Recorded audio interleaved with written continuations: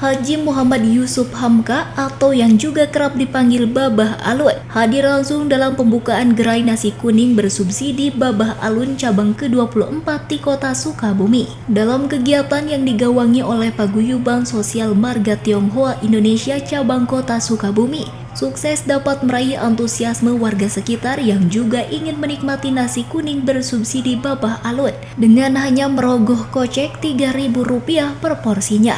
Dalam keterangannya, Babah Alun mengatakan inisiasi diadakannya program nasi kuning bersubsidi ini adalah untuk berbagi kepada sesama, serta bersama-sama mengatasi masalah kelaparan yang ada di wilayah. Dirinya juga berpesan konsep gerai nasi kuning bersubsidi ini yakni membeli langsung dari pedagang UMKM sekitar, lalu dijual kembali dengan harga yang lebih disubsidi oleh para donatur. Sukabumi mempunyai inisiatif sendiri, Cianjur punya inisiatif sendiri. Kalau Jakarta inisiatif saya, mereka cuma minta labelnya dari saya. Makanya Sukabumi, Cianjur, satu kata, keren. Sementara itu, Ketua PSMTI Kota Sukabumi, Tan Wijaya mengatakan bahwa kegiatan sosial berupa nasi kuning bersubsidi Babah Alun ini diadakan setiap hari Sabtu mulai pukul 8 pagi. Dirinya mengaku sementara ini baru disediakan ratusan porsi nasi kuning untuk dijual dengan harga Rp3.000 per porsinya di setiap minggunya.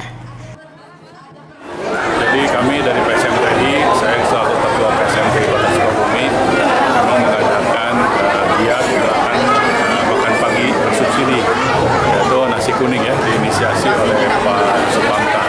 Memang ini sangat baik menurut saya, karena memang ini ada 3 pihak yang semua diuntungkan. Pertama adalah masyarakat yang membutuhkan bisa mendapatkan nasi kuning makan pagi yang sangat cukup bergizi dengan harga yang sangat terjangkau, yaitu Rp3.000. Dan satu lagi adalah UMKM, karena memang Pak Yusuf menyarankan untuk tidak membuat sendiri, tapi kita mengambil dari UMKM. Dari kota Sukabumi, Sofan Jufikar, Tim Liputan MGS TV melaporkan.